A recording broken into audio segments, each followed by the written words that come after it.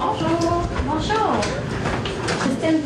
Ah, ben oui, on vous attendait. Ça va bien? Oui. Oui, juste un instant, je vais vous appeler Pierre. Merci. On n'a qu'une chance de faire une bonne première impression. Bonjour, mon nom c'est Pierre, toi c'est? Christine. Le premier bonjour, comme les premiers jours d'un stage, peuvent être déterminants pour un stagiaire. Souvent, selon les premières perceptions, le stagiaire aura une conception positive de votre entreprise et même de toute l'industrie.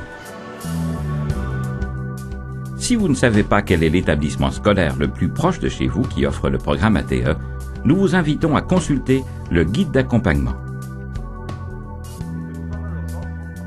Chaque centre de formation professionnelle, CFP, qui donne le programme Alternance Travail-Études en carrosserie, le gère à sa façon, selon les critères des établissements scolaires. Cependant, tous les établissements proposent 27 modules et offrent des stages en atelier. Voici les grandes lignes d'un programme Alternance Travail-Études en carrosserie. Les stages sont rémunérés ou non, dépendamment des régions. Cependant, tous les ateliers peuvent choisir d'offrir un stage rémunéré qui peut faire l'objet de crédits d'impôt. 3 ou 4 stages par programme sont offerts. Environ 11 semaines de stage sont à prévoir. Les tâches effectuées par le stagiaire sont déterminées conjointement par l'entreprise et l'école dans la mesure où les compétences ont déjà été acquises par les élèves. Enfin, les périodes de stage peuvent varier d'un centre de formation à l'autre. Assurez-vous de bien préparer votre calendrier de travail pour pouvoir confier suffisamment de travail à l'élève durant son stage. Vous devez aussi vous demander quel type d'employé vous cherchez, que vous engagiez ou non l'élève après son stage. Cela vous permettra d'identifier un candidat dont le profil correspond mieux à votre entreprise et à vos besoins. Pour les responsables de l'atelier de carrosserie, c'est important de bien choisir la personne qui sera responsable du stage au sein de l'entreprise, le compagnon. Donc, identifiez une personne dont la spécialité correspond aux besoins de l'élève. Excuse-moi, Réal, de te déranger. Lundi matin, on a un stagiaire qui commence ici pour 3 semaines. J'aimerais ça que tu t'en occupes. Puis si tu as des problèmes avec lui, tu m'en parles. S'il y a quelque chose, on va appeler à l'école. On va parler avec son professeur.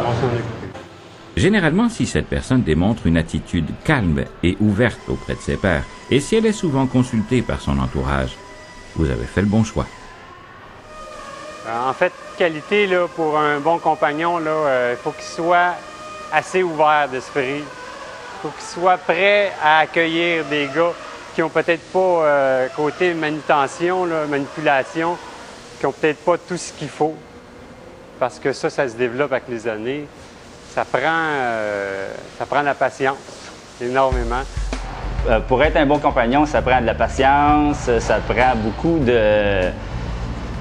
d'entre-gens, avoir la parole facile quand même, puis non, ça prend beaucoup de patience quand même. Il y a des questions que, à ton goût, à toi, ça n'a pas vraiment d'importance, mais la personne qui te la pose, pour elle, c'est un gros détail important. Là, fait qu'il faut que tu sois répondre à toutes les questions, puis être disponible le plus possible, là, puis pas le mettre mal à l'aise pour qu'après, ils ne viennent plus te voir. D'autre part, il ne faut pas hésiter à consulter le superviseur de stage du centre de formation. Ils ont beaucoup d'expérience et connaissent bien les stagiaires. Ce qui se doit d'être l'accueil d'un stagiaire, c'est vraiment pour qu'est-ce de créer une confiance pour le jeune, parce que c'est souvent leur premier emploi vraiment sérieux et qui veulent travailler dans ce métier-là.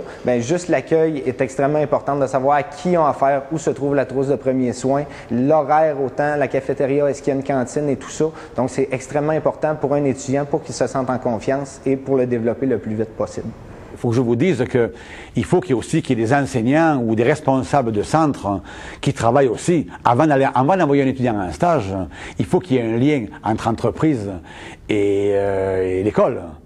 Sinon, là, ça ne marche pas. Donc, avant d'envoyer des étudiants en stage, il faut qu'il y ait des enseignants et des gens de l'industrie qui soient formés ensemble pour comprendre c'est quoi une alternance, comment recevoir un stagiaire.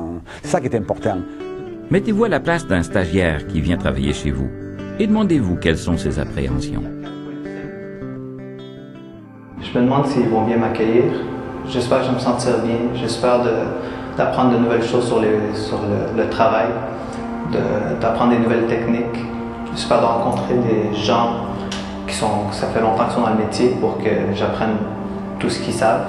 J'espère aussi qu'ils vont être patients avec moi. Je suis nerveuse, j'appréhende un petit peu qu'est-ce que ça va être, le stress que je vais avoir. Je suis une femme dans un milieu d'hommes, comment ils vont m'accueillir. J'espère que je vais avoir un bon compagnon qui va bien m'aider, qui va être gentil avec moi, courtois, qui va pouvoir m'apprendre le métier qu'il aime et que j'aime. N'oubliez pas que vous serez probablement le premier contact d'un stagiaire avec toute l'industrie et que souvent, selon votre accueil, vous pourrez amener celui-ci à être fier de son orientation, ce qui contribuera à valoriser le métier. Pour éviter des interprétations et faciliter l'intégration, prenez le temps de bien informer votre équipe avant le début d'un stage. Sans bousculer toute l'entreprise, assurez-vous d'avoir du temps à consacrer au stagiaire lors de sa première journée pour faire une visite des lieux, pour lui présenter les gens avec qui il travaillera, pour le présenter à son compagnon, pour discuter avec lui afin de mieux le connaître, pour lui remettre son horaire et lui indiquer vos critères en matière de santé-sécurité. Si vous avez des politiques en matière d'éthique et de tenue, assurez-vous de bien les expliquer. Lorsque c'est possible, vous pourriez le rencontrer avant la première journée du stage. Ainsi, il sera plus familier avec l'environnement. Il aura aussi en main tout le matériel nécessaire. C'est très, très important de bien accueillir un stagiaire parce que s'il est mal accueilli, c'est un petit gars, quand il va avoir fini son cours à l'école, il va peut-être bien s'en aller dans un autre domaine. Quand on reçoit les étudiants, il faut les préparer, en tout cas, il faut un minimum de préparation. Il y a dû connaître l'atelier en premier, puis après ça, faire le tour, puis tout ça, expliquer. En deuxième lieu, expliquer ça fonctionne comment chez nous, pour qu'ils puissent s'adapter à l'endroit, au lieu physique et aux personnes qui sont autour de lui. Pour bien accueillir un stagiaire, c'est qu'avant qu'il commence ici, là, à son stage, je parle à tout mon personnel. J'ai dit là, les gars, les employés, j'ai dit lundi, on a un stagiaire, il s'appelle, exemple, Claude Gingras, on va tous s'en occuper, là. Non, moi, quand je suis rentré ici, Jean-Guy m'a fait visiter un peu le garage, puis m'a présenté à tous les employés. Moi, je trouve que c'est la meilleure affaire. C'est vraiment ce qui va te mettre en confiance avec les employés puis l'équipe de travail. C'est un environnement qui est assez compliqué. Je dois dire qu'il ne faut pas arriver avec certaines attentes que les gens vont nous accueillir à bras ouverts, puis il ne faut pas s'attendre au contraire non plus. Je pense que chaque environnement de travail, chaque garage a son propre roulement. Puis, je suis contente, je suis arrivée dans un environnement qui m'était très, très, très favorable. Les gens ici sont super gentils, autant qu'à l'école. Donc, l'expérience avec les stagiaires, c'est qu'ils viennent ici une semaine en premier temps. On leur montre un petit peu. Dans le fond, en une semaine, on n'a pas le temps de tout leur montrer. Donc, ils font juste prendre connaissance comment fonctionne un atelier. Ensuite, ils retournent à l'école. Peut-être un mois. Ensuite, ils reviennent. Là, c'est un petit peu plus long. Ils reviennent peut-être 2 semaines. Retournent un mois, reviennent 3 semaines, et ainsi de suite.